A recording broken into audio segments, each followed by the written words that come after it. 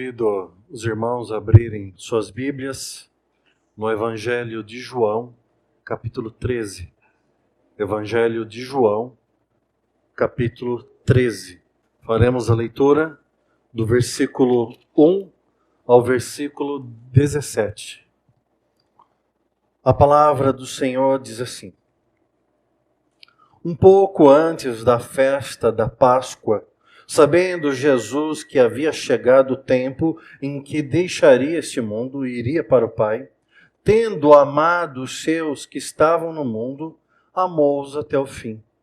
Estava sendo servido o jantar, e o diabo já havia induzido Judas Iscariotes, filho de Simão, a trair Jesus. Jesus sabia que o Pai havia colocado todas as coisas debaixo do seu poder e que viera de Deus e estava voltando para Deus. Assim, levantou-se da mesa, tirou sua capa e colocou uma toalha em volta da cintura. Depois disso, derramou água numa bacia e começou a lavar os pés dos seus discípulos, enxugando-os com a toalha que estava em sua cintura. Chegou-se a Simão Pedro, que lhe disse: Senhor, vais lavar os meus pés? Respondeu Jesus: Você não compreende agora o que estou lhe fazendo, mais tarde, porém, entenderá. Disse Pedro: Não, nunca lavarás os meus pés. Jesus respondeu: Se eu não os lavar, você não terá parte comigo. Respondeu Simão Pedro: Então, Senhor, não apenas os meus pés, mas também as minhas mãos e a minha cabeça. Respondeu Jesus: Quem já se banhou precisa apenas lavar os pés. Todo o seu corpo já está limpo. Vocês estão limpos, mas nem todos. Pois ele sabia quem iria traí-lo, e por isso disse que nem todos estavam limpos. Quando terminou de lavar os pés, Jesus tornou a vestir a capa e voltou ao seu lugar. Então lhes perguntou: Vocês entendem o que lhe fiz? O que lhes fiz? Vocês me chamam mestre e senhor, e com razão, pois eu sou. Pois bem, se eu, sendo senhor e mestre de vocês, lavei-lhes os pés, vocês também devem lavar os pés uns dos outros. Eu lhes dei o exemplo para que vocês façam como lhes fiz. Digo-lhes verdadeiramente que nenhum escravo é maior do que o seu senhor, como também nenhum mensageiro é maior do que aquele que o enviou.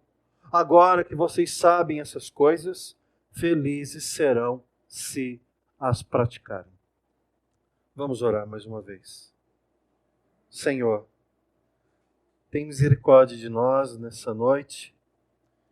Que Teu Santo Espírito fale ao nosso coração, nos capacite a entender a Tua Escritura, a Tua mensagem, o Teu Evangelho. E tem misericórdia de mim em especial, como mensageiro dessa noite, que eu não fale nada que vinha do meu coração, mas apenas das Sagradas Escrituras. Pai querido, assim como acabamos de ler, ajuda-nos a colocar em prática aquilo que vamos ouvir nessa noite. Peço isso, te agradeço, no nome de Cristo Jesus. Amém.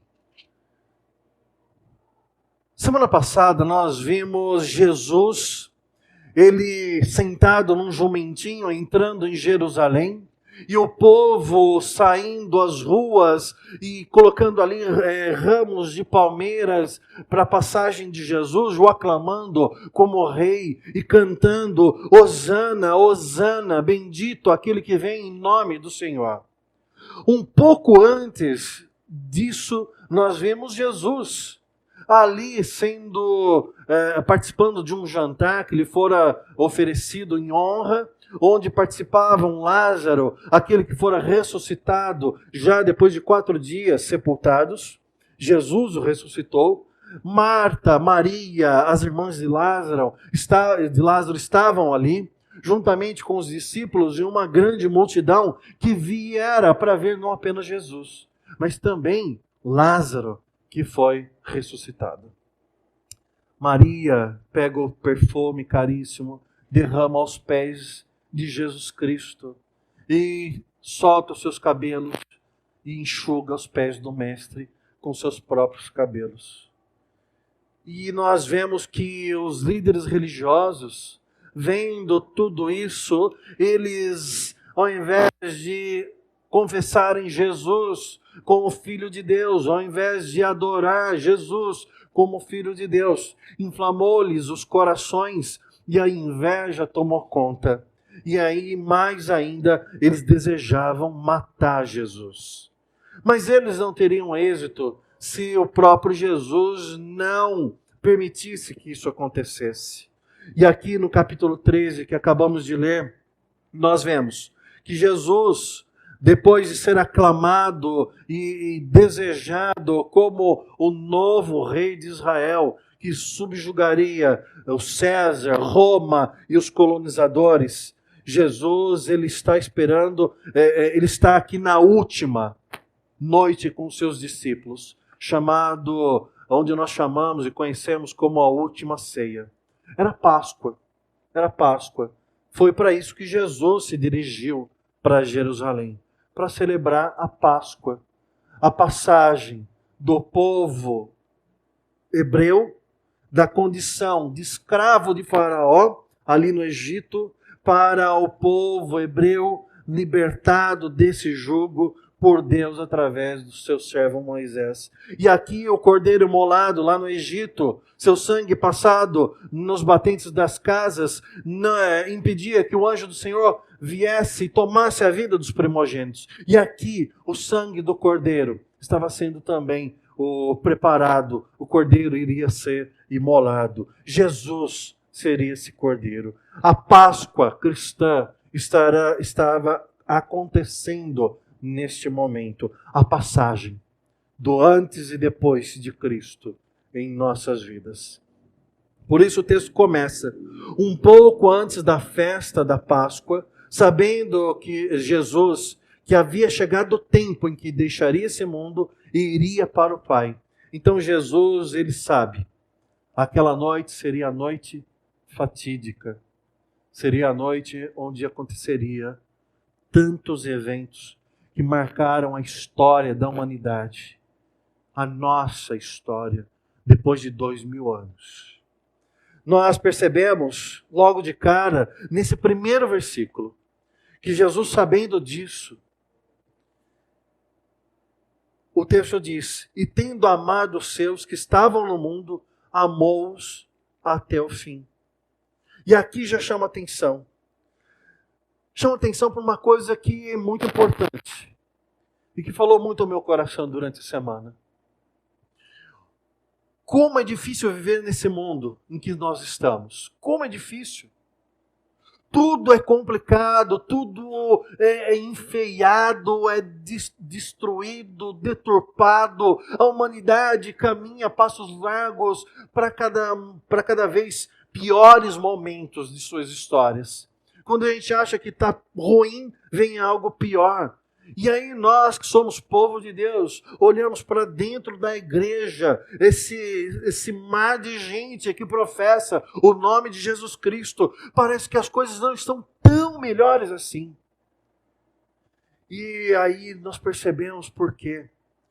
Porque só vai ficar bom mesmo, só vai ficar perfeito mesmo quando se concretizar as palavras de Apocalipse 21, quando descer a nova Jerusalém e os servos de Deus ali forem chamados pelo seu Senhor, mas não será permitida a entrada dos ímpios, não será permitida a entrada da morte, não será permitido o acesso de Satanás e seus demônios. Haverá ali os filhos e as filhas de Deus, e o Senhor será ali a presença constante como o sol que nos ilumina hoje, será então a presença de Deus ali nessa nova Jerusalém. Mas por que a nova Jerusalém é tão maravilhosa? E nós devemos entender que sim. Porque ali, tudo o que nos impede hoje e aqui, de nos parecermos mais com o Filho de Deus, Jesus Cristo, o nosso Senhor, ali não haverá limites, não haverá barreiras, e ali nós nos pareceremos cada vez mais, ou plenamente parecidos com Cristo Jesus. E essa é a grande diferença do viver. Nós que somos crentes devemos buscar nos parecermos com Jesus Cristo, pois quanto mais parecidos com Cristo formos, melhor será para nós, melhor será para a sociedade, melhor será para todo mundo. Lógico que não alcançaremos esse objetivo aqui, como eu acabei de dizer, mas nós devemos buscar todos os dias, sim, um pouco mais nos parecemos com Jesus. E aqui o texto começa dizendo: olha o Mestre, Jesus, o Verbo encarnado, ele está vivenciando e sabendo do que viria pela frente. Uma noite terrível, terrível, que nós que já estudamos um pouco aqui o texto sagrado, sabemos que em breve ele estaria no Getsemane, naquele jardim, onde ele oraria ao Pai e durante 3 vezes clamaria ao Senhor e soaria gotas de sangue, de tamanha angústia que ele se encontraria naquele momento. Mas aqui Jesus, sabendo dessas coisas, ele está participando da Páscoa com os seus apóstolos. Ele preparou um lugar, ele separou um lugar, o cenáculo, provavelmente deveria ser a casa da mãe de João Marcos. O Marcos, o evangelista que escreveu o evangelho, tem aí Mateus, Marcos, esse Marcos. E aqui nós vemos uma coisa que impressionante e que nós devemos copiar. Jesus, amando os seus que estavam no mundo, amou-os até o fim. Nós, quando estamos passando por dificuldades, nós, no momento das nossas tribulações, das nossas dores, nós temos a tendência de olhar para quem? Para nós. Nós nos tornamos o centro das atenções. E nós nos tornamos vítimas de nós mesmos. Nós queremos que os outros olhem para nós e tenham dó de nós e resolvam a nossa situação e sejam solidários à nossa dificuldade. Nós olhamos para as nossas dificuldades e nos fechamos em nosso mundinho. E aquele que ousa se aproximar de nós, invariavelmente recebe uma patada. Nós não queremos ver as pessoas, nós não queremos conversar com as pessoas, nós não queremos ir mais à igreja, nós não queremos mais ir a conversar com ninguém, não queremos ter contato com ninguém. Nós queremos entrar dentro do nosso quarto, apagar as luzes, fechar as janelas e ficar esperando as coisas se resolverem. Por quê? Porque nós estamos com um problema. E às vezes dentro da própria casa, tem o marido, tem a esposa, tem o filho, ou tem o pai, tem a mãe. Existem pessoas morando ali que estão vivendo também conosco, mas nós não queremos saber o que está passando na vida dessas pessoas. Muito menos para o vizinho, muito menos para o irmão, ou qualquer outra pessoa que nós conheçamos. Por quê? Porque nós estamos passando por um problema, uma dificuldade. E enquanto a nossa vida não se resolver, é tudo eu. Mas Jesus, ele já ensina, não devemos fazer isso. E ele sim tinha todos os motivos para estar com o coração pesado. Sabia que iria ser humilhado, nós sabemos. Tudo o que aconteceu com Jesus depois que ele jantou, depois desse momento. Ele foi para o Getsemane, ele orou, os seus apóstolos, os seus amigos, até os mais chegados, não foram capazes de estar com ele em oração. E durante 3 vezes Jesus pediu, orem comigo, orem comigo, orem comigo. E eles não fizeram isso. Na noite mais difícil de Jesus, encarnado aqui nessa terra, ele foi abandonado pelos seus. Mas não parou por aí, porque um dos seus, além de não estar com ele ali e não orar com ele, estava com os líderes religiosos negociando a traição. 30 moedas de prata foi o combinado. Logo depois, O Iscariotes, o traidor, viria e de uma maneira ardilosa, terrível, com um beijo na face do mestre, apontaria para os soldados aquele do qual ele negociara a vida. Jesus sabia todas as coisas, sabia que ele iria ser preso, e foi preso e foi humilhado pelos líderes religiosos. Ali levantaram-se contra o mestre falsas testemunhas, que disseram coisas horríveis, mentirosas. Não satisfeitos, eles bateram na face de Jesus, eles deram socos em Jesus Cristo, eles cuspiram na face de Jesus. Mas não acabou o tormento do mestre, aquela noite não acabava nunca, nunca acabava, porque ele foi entregue então às mãos dos romanos. E ali, jogado de um lado para o outro, de Pilatos para Herodes, de Herodes para Pilatos novamente, ele foi novamente trocado.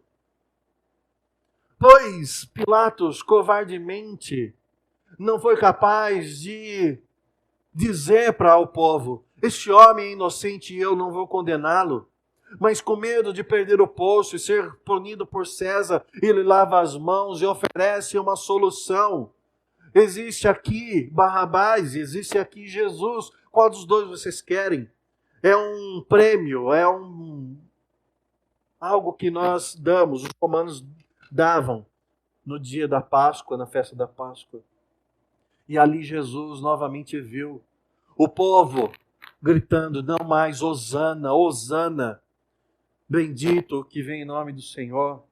Mas o povo gritava: Barrabás, solte Barrabás, solte Barrabás.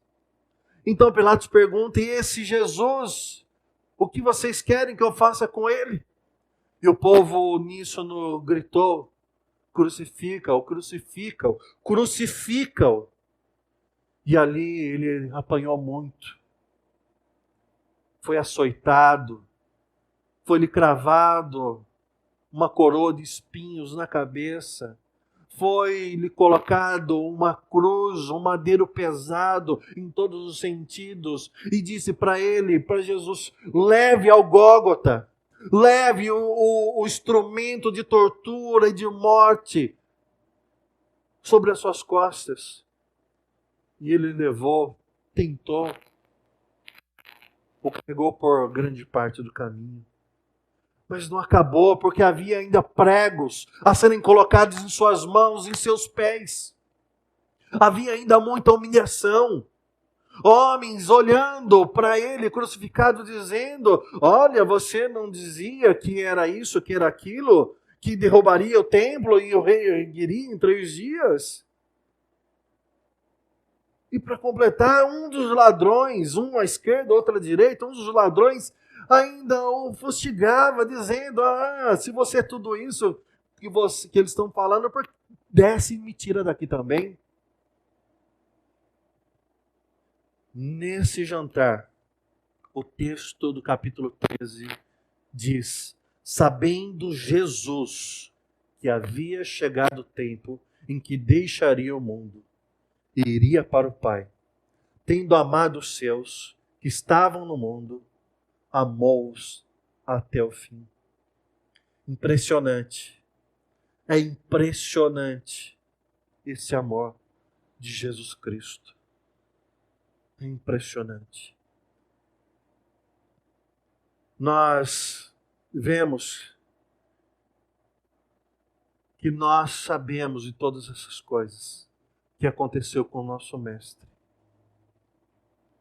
Mas nem sempre o conhecimento de tais fatos parece-nos suficiente para quebrantar o nosso coração no momento de vivermos a vida cristã como ela deve ser vivida.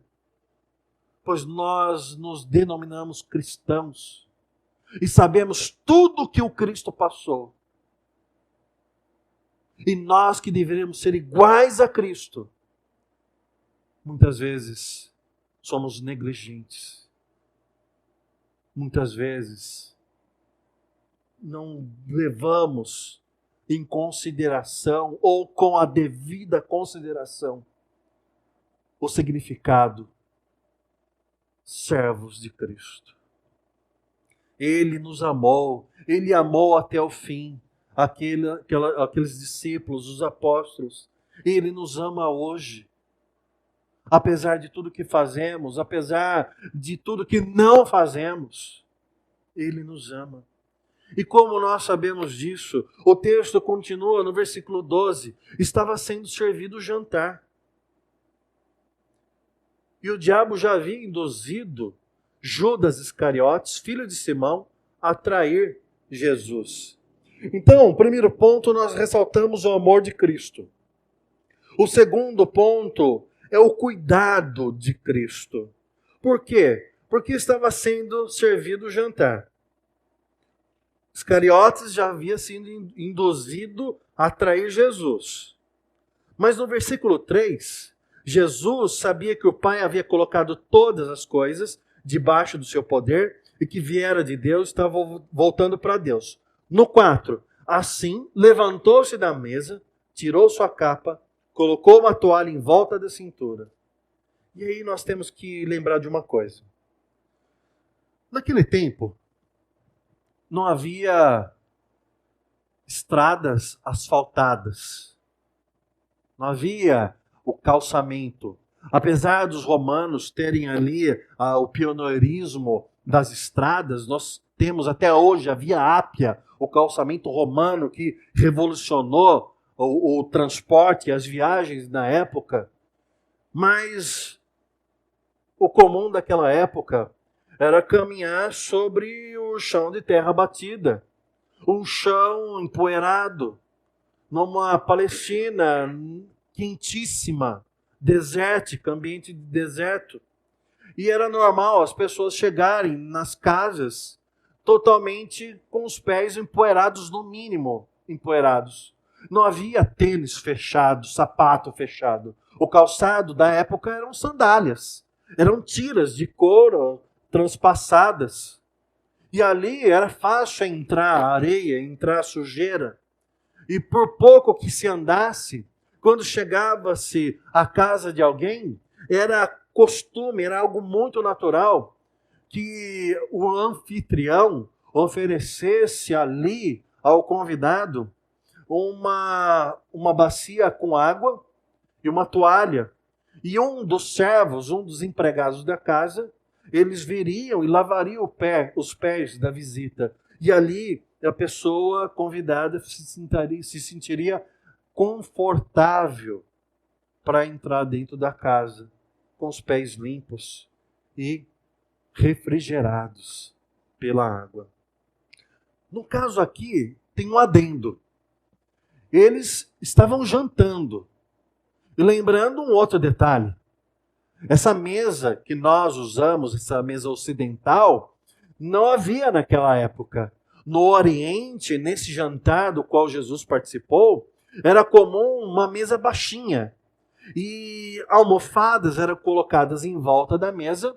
E os convidados, as pessoas que iriam jantar, elas se sentavam nessas almofadas, muitas vezes se inclinavam em outras, e ali, apoiadas com um braço, com outra mão, elas comiam. Era ali, o plano baixo.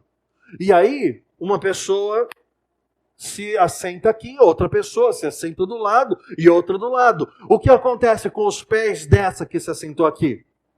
Fica na direção do que está sentado do lado. E os pés do outro, é assim sucessivamente.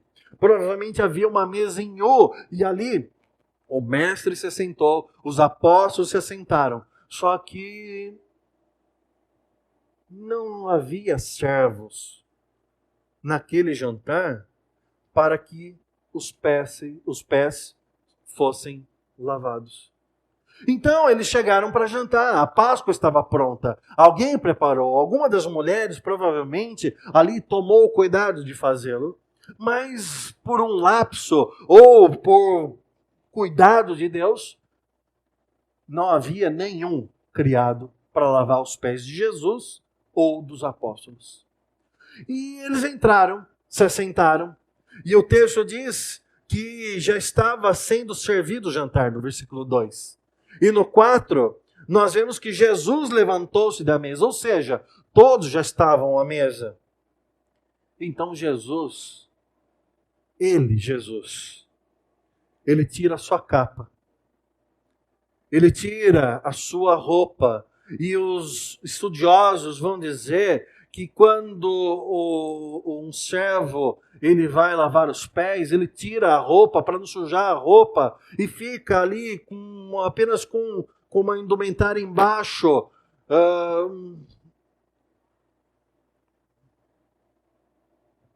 E Jesus, ele tira a sua roupa, tira a sua capa, e como um servo, como um criado, humilde, simples, ele pega uma toalha, ele amarra essa toalha em volta da própria cintura. Depois, ele derrama água numa bacia. Ele faz. E aí ele começa a lavar os pés dos discípulos.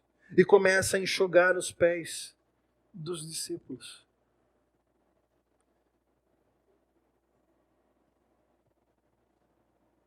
Por quê? Por quê? Por que Jesus fez isso? Porque haviam 12 homens sentados à mesa que queriam ser servidos. Não queriam servir.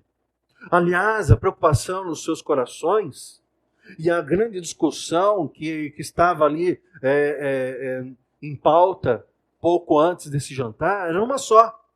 Entre eles, entre os apóstolos. Qual deles era o maior? Qual deles era o maior? E quando eles olham Jesus despido e ali paramentado como um criado, aquilo choca. Choca mesmo. E deveria chocar porque é um absurdo. Um absurdo. Os apóstolos olhando Jesus pegando a bacia, Jesus pegando a água, Jesus pegando a toalha, e eles não se moveram. Todos estavam à mesa. Será que dos 12 não tinha um que era capaz de falar, gente, não teve aqui quem lavasse os pés, eu lavo. E ali levantou-se um testemunho contra eles, aquela bacia, aquela toalha, aquele gesto. E mostrou quão errados eles estavam. Pois eles eram os discípulos, Jesus era o mestre. E o texto lá na frente vai dizer, o próprio Jesus diz, vocês me chamam de mestre e de Senhor. E fazem corretamente. Mas devemos nos lembrar que essa humildade de Cristo, ela não apenas exortou aqueles apóstolos, mas deve também nos exortar. Pois nós não devemos buscar ser servidos sempre, sempre, sempre, e viver uma vida em torno daquilo que Deus pode nos dar. Mas nós devemos olhar, mesmo passando por dificuldades, sejam quais forem as suas dificuldades, nós devemos olhar para Cristo e nos parecermos com Cristo e copiarmos o seu exemplo e sermos humildes. E ao invés de pedir para as pessoas, sirva a mim, vocês e eu, nós devemos olhar para as pessoas e perguntar, como eu posso te servir? Como eu posso fazer diferença na sua vida? Como eu posso? Talvez eu não resolva o seu problema, talvez eu não consiga te dar uma casa, talvez eu não consiga te dar um carro, talvez eu não consiga curar a sua doença, talvez eu não consiga grandes coisas. Mas o mestre nos ensinou o quê? Que nós podemos lavar os pés uns dos outros. Nós podemos, mesmo que pequenas coisas, nós podemos fazer. Basta sair do nosso palco, sair do nosso holofote e começar a olhar para a vida das outras pessoas e começar a pensar. Não é porque ninguém está fazendo que não deve ser feito. Não é porque não tem quem faça que eu não possa assumir essa responsabilidade de fazer. Vai fazer diferença? Talvez não faça para o mundo todo, mas faça para um grupo que está próximo de você. Jesus não lavou o pé de todo Israel. Ele não lavou os pés de toda a comunidade. Ele lavou os pés dos 12. Comece lavando os pés daqueles que estão próximos de você. Não adianta pensar, a Amazônia está pegando fogo. Tem óleo no mar, as tartaruguinhas vão morrer. Tem fome na África. Não adianta ir lá no Facebook e ficar colocando groselha. Olha para a gente perto de você. Lava o pé dessas pessoas. Coisas simples. Coisas simples. Vou dar um exemplo. Há um ano atrás, eu tentei incutir na cabeça do pessoal lá da minha casa a separar reciclável. Não colocar tudo no lixo. Então, toda vez que eu colocava o lixo para fora, eram 3 sacos. Um só de plástico, misturado com lixo orgânico, etc. E eu falei, gente, vamos separar o negócio, vamos separar o negócio, vamos separar o negócio. E eu percebi que nunca era separado. Foi que saber de uma coisa? Fui lá no I99, comprei 2 cestos de plástico. Eu falei, vou começar eu a separar. E comecei. Garrafa PET, alumínio, essas coisas, separei. Eu falei, vai fazer diferença no aterro sanitário? Muito pouco. Muito pouco. Eu falei, mas esse pouco não vai estar lá. Aí eu comecei a levar no Ecoponto, perto da minha casa. Aí eu percebi, um dia de manhã, fiquei bem triste, que eu fui colocar o lixo para fora e 2 senhoras, uma com mais de 70 anos, elas abrindo os lixos que estavam ali nas calçadas, e aí abria, às vezes caía o resto de comida, uma coisa nojenta. E elas buscavam ali um reciclável, uma latinha, uma garrafa PET. E quando ela chegou em frente à minha casa, foi abrir o lixo, eu falei, espera um pouquinho. Está aqui. Eu vou separar para a senhora. E aí eu combinei com ela, uma vez por semana a senhora passa daqui e pega. É minúsculo a ação. É desse tamanhinho. Muito pequena. Mas já melhorou alguma coisa na vida de alguém. Já melhorou alguma coisa. Essa semana ela foi pegar esse calor desértico que nós estamos vivendo. E eu falei, vocês estão debaixo desse sol? Já estava rachando 9 horas da manhã. E eu falei, e vocês não estão com sede? A gente está com muita sede. Falei, mas como que vocês fazem? A gente tem a garrafinha d'água. Peguei a garrafinha da senhora, mais quente, dá para fazer café.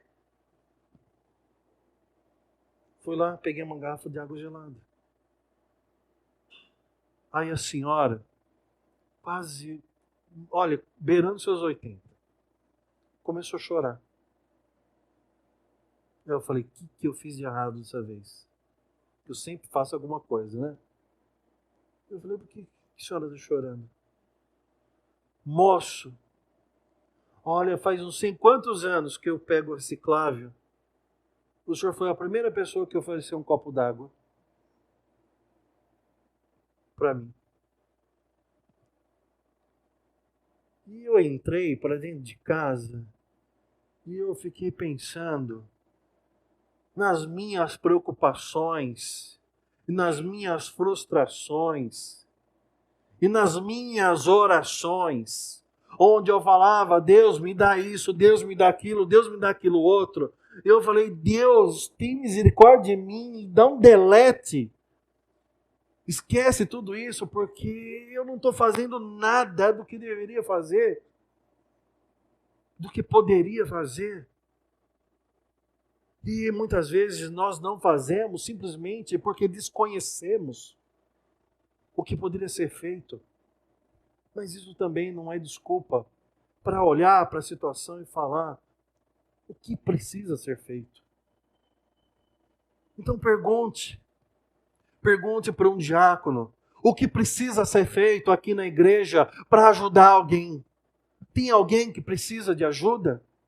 Eu não tenho XY, mas eu tenho isso. Ou eu posso fazer isso, ou eu posso fazer aquilo. Porque Jesus Cristo, Ele, o Senhor, Deus Todo-Poderoso, Ele não se sentiu constrangido, aliás, Ele mostrou ali com humildade que servir não é indigno, pelo contrário, é o esperado daquele que se diz crente, cristão de verdade. Jesus é o nosso exemplo. Jesus é o nosso exemplo.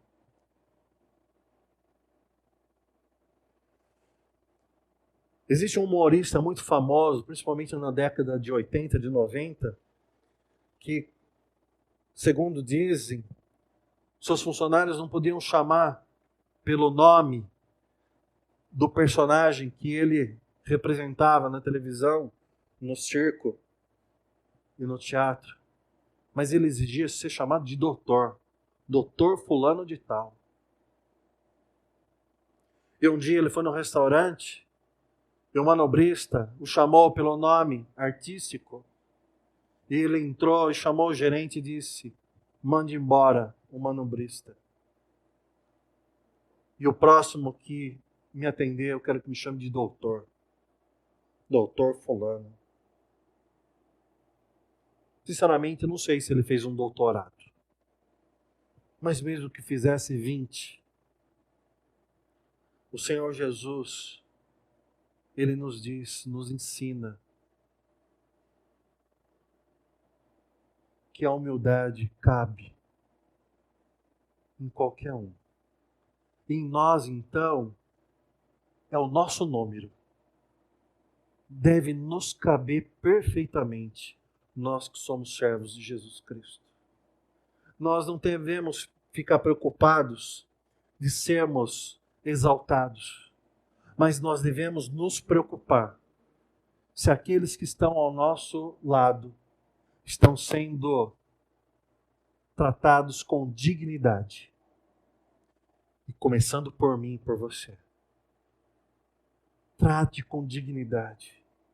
Se você é professor, trate com dignidade o seu aluno. Se você é empresário, trate com dignidade aquele que trabalha na sua empresa. Se você é pai, trate com dignidade o seu filho. Não importa, trate com dignidade aquele que é o seu subalterno. Trate com dignidade. Não importa quem.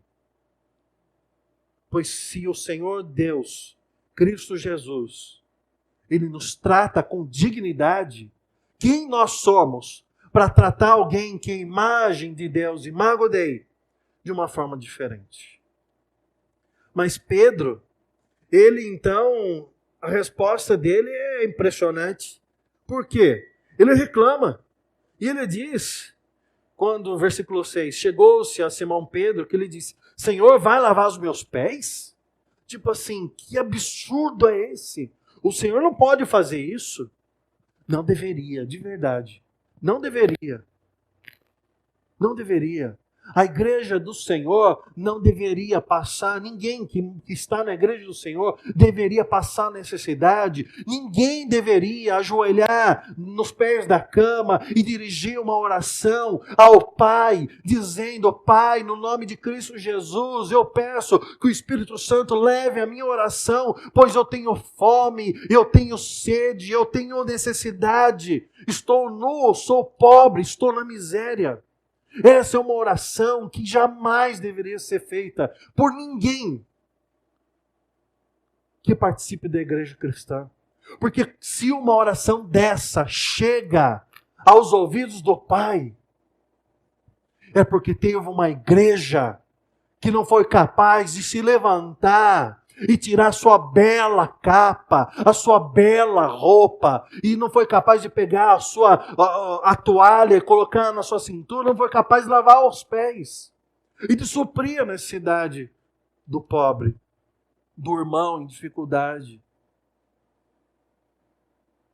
É muito lindo vir na igreja e falar: ai, porque Deus é tão bonzinho, Deus é tão maravilhoso, e Ele vai construir mansões nos céus, e ali as ruas serão de ouro.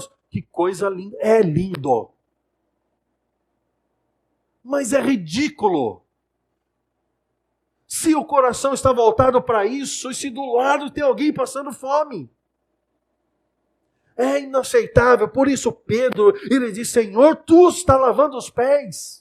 Jesus poderia ter dito o quê? Lógico que eu estou. Você foi? Alguém aqui foi? Tem 12. Ninguém foi capaz de levantar, pegar a bacia e lavar. Ninguém foi. Por isso eu vim. Será que nós, no dia do grande juízo, seremos nós chamados também a atenção? Será que Cristo dirá para nós: olha, eu coloquei uma bacia, eu coloquei pessoas para que os pés fossem lavados, mas você olhou e falou: não era com você? Será que acontecerá isso conosco? Ah, mas Senhor, eu tinha que comprar um celular novo. Ah, Senhor, eu tinha que fazer uma viagem. Ah, Senhor... Será que diante do Cristo essas palavras surtirão efeito? E depois que Jesus está lavando os pés, é muita cara de pau também do Pedro questionar. É muita cara de pau. Senhor, o senhor está lavando os pés? O senhor não é para estar fazendo isso. É muita cara de pau. Não era mesmo. Era para Pedro estar lavando os pés. Era para Mateus estar lavando os pés. Era para João estar lavando os pés. Era para Judas estar lavando os pés. É para mim e para você hoje estarmos lavando os pés.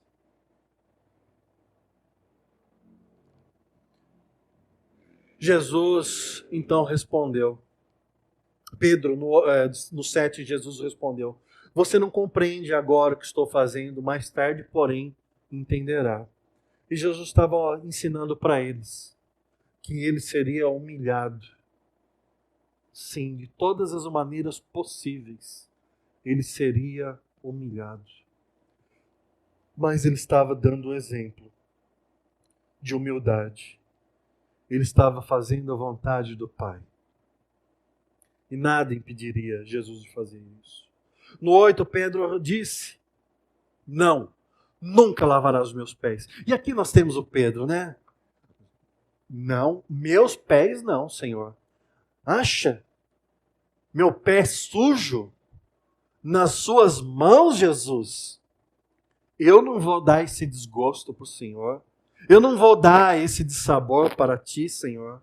Esse é o tipo de Pedro, de homem ainda que não estava ainda formado. É aquele Pedro que num momento ele anda corajosamente sobre as águas e depois grita: Senhor, salva-me.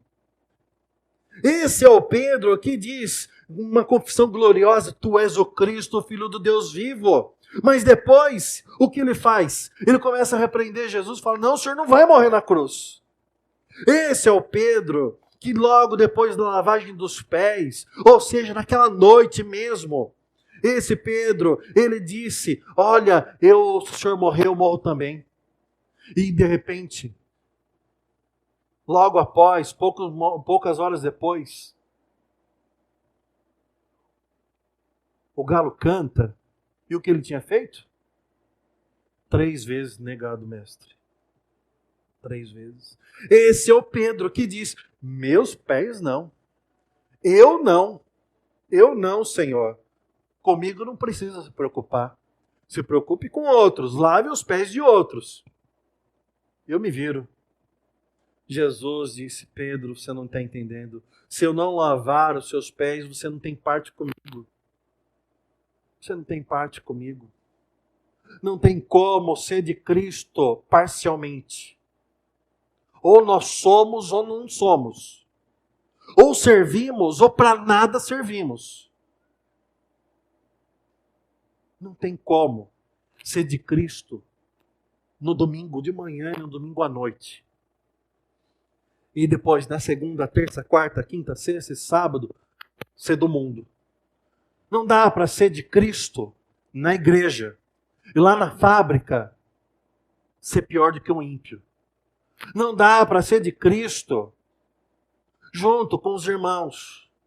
E lá na escola, no recreio, no intervalo, na faculdade. Não pode. Não dá. Não deve. E o Pedro, então, ele fala, Senhor, então quero mais.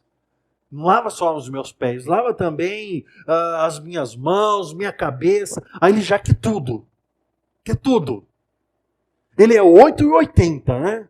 Ele é tudo e nada.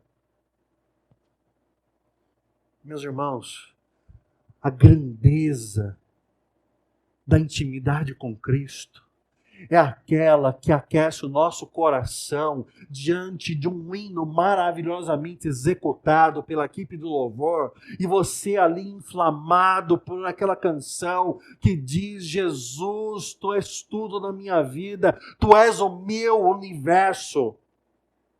Não quero te dar apenas uma parte do meu tempo, eu quero dar tudo. E ali você ficar emocionado, porque é isso que você deseja, que Jesus seja o seu universo.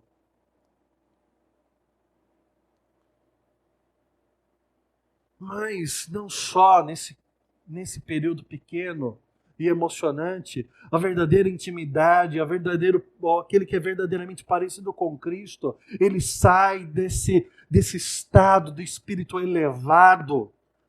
E aí ele vai ter dificuldade na semana, na vida. Vai ter gente que vai falecer, que é próxima, e você vai chorar sobre túmulos, e você vai chorar em camas de hospitais, e você vai chorar sobre os seus e sobre si mesmo, e você vai ver coisas ruins acontecendo, e você vai receber em suas vidas coisas ruins. E ali você não dirá e cantará, Senhor, estou feliz. Mas poderá, sim, com o coração pequeno, apertado, destruído, quebrantado, e ali num leito de hospital ou na dificuldade, dizer, Senhor, Tu és o meu universo. Tu és o meu universo. Mesmo no leito de morte, você poderá dizer, Tu és o meu universo. Pois você não é uma vida de 8 e 80, de frenesi imediato e depois de deserto e abandono da intimidade com Cristo. Você é servo. E é um servo que não falta ao trabalho com seu Senhor. É um servo que vive para servir a Cristo Jesus. Não importa a hora, não importa a situação. O verdadeiro servo não escolhe o serviço. Ele diz, eis-me aqui, envia-me a mim. O verdadeiro servo não escolhe horário. Ele não escolhe serviço, ele não escolhe.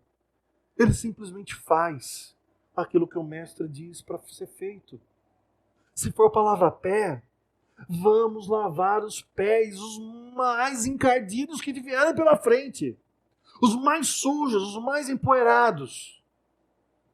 Vamos lavar os pés. Vamos servir antes de buscar sermos servidos. O texto diz, no 12, quando terminou de lavar-lhe os pés, Jesus tornou a vestir a sua capa, voltou ao seu lugar. Então lhes perguntou, vocês entendem o que lhes fiz? Vocês me chamam de mestre e senhor, e com razão, pois eu sou. Pois bem, se eu, sendo senhor e mestre de vocês, lavei-lhes os pés, vocês também devem lavar os pés uns dos outros. Eu lhes dei o exemplo para que vocês façam como eu fiz. Digo-lhes verdadeiramente, nenhum escravo é maior do que o seu senhor, nenhum mensageiro é maior do que aquele que o enviou. Jesus é o nosso Senhor. Então, nós devemos viver para a glória de Deus. Não o contrário. Não é Ele que tem obrigação para conosco. Somos nós que temos obrigações para com Deus. E para finalizar, o 17 diz, agora que vocês sabem essas coisas, felizes serão se as praticarem. Felizes serão. As aplicações são muitas, mas destaco algo que deve ser levado em consideração. Aqui trata-se de um argumento do maior para o menor. O Senhor é mestre, é Deus, lavou os pés. Nós, obviamente, não deveremos nos colocar na condição de recebermos apenas. Certamente que ele se cingiu com essa toalha e assumiu uma forma de servo. E nós já o somos e devemos ser humildes na nossa tarefa. Deve ser enfatizado que Jesus não tinha em mente um ritual. Então um dia do ano nós vamos aqui na igreja fazer o culto do lava-pés. Aí nós vamos lavar os pés uns dos outros. É até bom avisar, porque já faz a manicure, né? Não é isso. Não é ritual. É prático. É prático. Como servos de Cristo, nós devemos estar dispostos a administrar as necessidades daqueles que são considerados necessitados. Nós, como igreja, precisamos estar sempre servindo uns aos outros. E esse serviço não é só o material. Lembremos também que tem a questão espiritual. Lavar os pés não é só tirar a sujeira material representada através do alimento ou de um dinheiro, qualquer coisa dessa natureza, mas também é dar suporte para aqueles que estão com os pés empoeirados, estão ofendendo a santidade de Deus e tendo uma vida fora dos parâmetros da cruz. Então, lavar os pés é chegar para alguém que você conhece, que se diz crente, mas não dá bom testemunho, e chegar para essa pessoa e falar o seguinte: ô meu irmão ou minha irmã, o que está acontecendo na sua vida? Porque você se diz cristã, mas você tem umas atitudes que não condizem. E aí, ao invés de apontar o dedo e falar, pecador, pecadora, você oferece a mão e diz, como eu posso te ajudar a você sair dessa situação? Como eu posso te ajudar? Gente, São coisas banais, eu vou falar aqui muito superficialmente. Tá? Todo mundo está sujeito a passar dificuldade financeira na vida e às vezes acontecem coisas e coisas e coisas e coisas. Mas se você sabe de alguém que deve para A, para B, para C, para Y, para não sei o quê, e já sabe que já não passa mais em frente da padaria porque está devendo na padaria, e aí você fala, nossa, que caloteiro, olha que crente sem vergonha. Não, não faça isso. Chega na pessoa e fala o seguinte, por que está acontecendo na sua vida? Vem cá. Vamos fazer uma planilha. Vem cá. Vamos ver o que pode ser cortado. Eu vou te ajudar. Vem cá. Vou lá no banco com você. Vamos reparcelar essa dívida aí. Vamos conversar no cartão de crédito. Eu quero ajudar você a sair desse buraco. Vamos lá. Mentirosa. Pessoal, mente descaradamente. Mente como respira. Vem cá. Por que você faz isso? O que está por trás disso? Eu vou orar com você. Eu vou acompanhar você. Se for o caso, vamos criar um sistema de apoio que você preste contas para mim, não para que eu te acuse, mas para que eu te ajude. São tantas as coisas que nós podemos fazer, lavar os pés uns dos outros, ajudar uns aos outros. E eu termino destacando 3 lições que esse texto me ensinou. Destaca a humildade como virtude cristã. 2, enfatiza a longanimidade nos relacionamentos. Porque Jesus não pegou a bacia, lavou o pé e falou o seguinte, ó, vocês são terríveis, vou jantar sozinho. Ele lava o pé e volta para a mesa. Longanimidade nos relacionamentos. E 3, a purificação espiritual mútua. Ou, em outras palavras, a santidade que podemos alcançar com a ajuda dos irmãos. Pois se Jesus lavou, eles foram limpos. E nós, se lavarmos os pés uns dos outros, nós ajudaremos aos outros a limparem-se, mas também seremos ajudados a sermos limpos. Que o Senhor Deus Todo-Poderoso coloque em nosso coração esse exemplo humilde de Cristo Jesus. E que saiamos aqui, não apenas cheios do conhecimento, mas que sejamos felizes, como as próprias palavras do Cristo nos diz. Felizes se as praticarmos. Que vocês pratiquem e eu também, para a glória de Deus. Amém.